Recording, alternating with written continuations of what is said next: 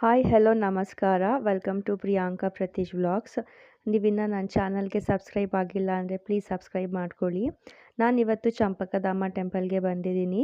ಇದಿರೋದು ಬನ್ನೇರುಘಟ್ಟದಲ್ಲಿ. Bannerghatta national ಪಾರ್ಕ್ಗೆ ಹೋಗೋಕ್ಕೆ ಮುಂಚೆ ಈ ದೇವಸ್ಥಾನ ನಿಮಗೆ ಸಿಗುತ್ತೆ. ಈ ದೇವಸ್ಥಾನ ಸುಮಾರು 1000 ವರ್ಷ ಹಳೆಯ ದೇವಸ್ಥಾನ. ಚೋಳರ ಕಾಲದಲ್ಲಿ ಕಟ್ಟಿರೋದು ಇದನ್ನು. ಈ ದೇವಸ್ಥಾನದಲ್ಲಿರೋದು ಶ್ರೀಮನ್ನಾರಾಯಣ, ಶ್ರೀದೇವಿ ಮತ್ತು ಭೂದೇವಿ ಸಮೇತರಾಗಿ ಇಲ್ಲಿ ನೆಲೆಸಿದ್ದಾರೆ.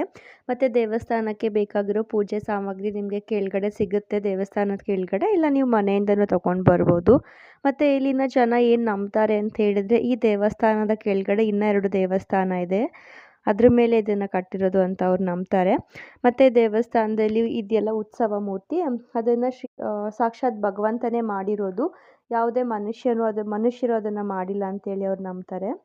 ಮತ್ತು ಶ್ರೀಮನ್ನಾರಾಯಣ ಸ್ವಾಮಿ ದೇವಸ್ಥಾನದ ಪಕ್ಕ ಶ್ರೀ ಮಹಾಲಕ್ಷ್ಮಿ ಸನ್ನಿಧಿ ಇದೆ.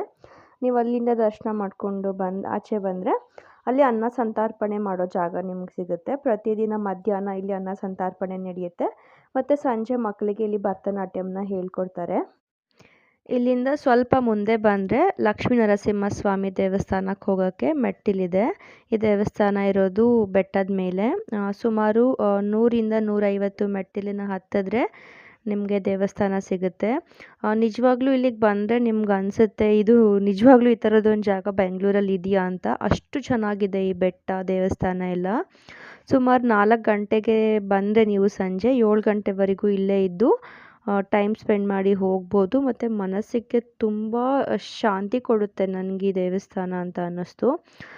ಸನ್ಸೆಟ್ ವ್ಯೂ ತುಂಬ ಚೆನ್ನಾಗಿರುತ್ತೆ, ಬೆಟ್ಟದ ಮೇಲೆ ಕೂತ್ಕೊಬೋದು. ನಾನು ದೇವಸ್ಥಾನದ ಲೊಕೇಶನ್ ನಿಮ್ಗೆ ಹಾಕಿರ್ತೀನಿ, ನೀವು ಒಂದ್ಸರಿ ದೇವಸ್ಥಾನಕ್ಕೆ ಹೋಗಿ ಬನ್ನಿ.